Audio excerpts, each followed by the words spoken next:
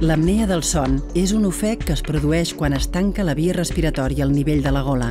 És un problema freqüent en persones de mitjana edat amb sobrepès. El greix s'acumula a la panxa i el coll provoca roncs i obstrueix el pas de l'oxigen als pulmons. Sense que la persona se n'adoni conscientment, aquest ofec es produeix centenars de vegades mentre dorm i fa que la persona no descansi correctament i pugui desenvolupar malalties cardiovasculars. La solució més fàcil és utilitzar un aparell que obri les vies respiratòries durant tota la nit.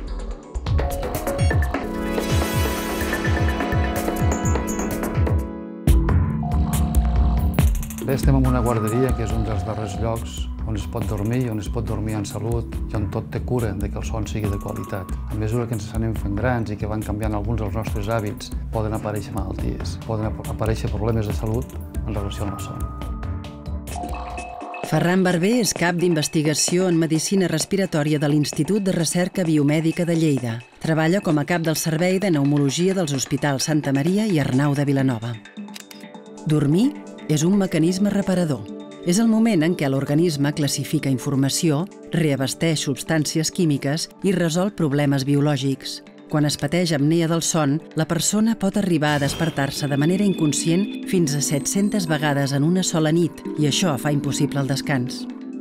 La persona afecta d'apnees del son para de respirar moltes vegades i les conseqüències d'aquestes pauses, d'aquestes parades de la respiració apareixeran a llarg terme.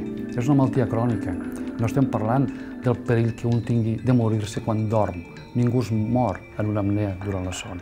Però a la llarga aquesta persona desenvoluparà més problemes de la circulació. La recerca de les unitats del son ha permès vincular les apnees amb el desenvolupament de malalties cardiovasculars com els atacs de cor o l'ictus. Les apnees durant la nit fan que no arribi tant oxigen als pulmons i això provoca un perillós augment de la pressió arterial. A nivell de la investigació científica estem a punt de demostrar que l'apnea del son realment és un factor de risc cardiovascular. I també estem a punt d'arribar a mostrar clarament que el tractament de l'apnea del son resol, prevé, ajuda a tractar els problemes cardiovasculars. Aprimar-se ajuda a reduir les apnees del son, però a la llarga els pacients tornen a guanyar pes.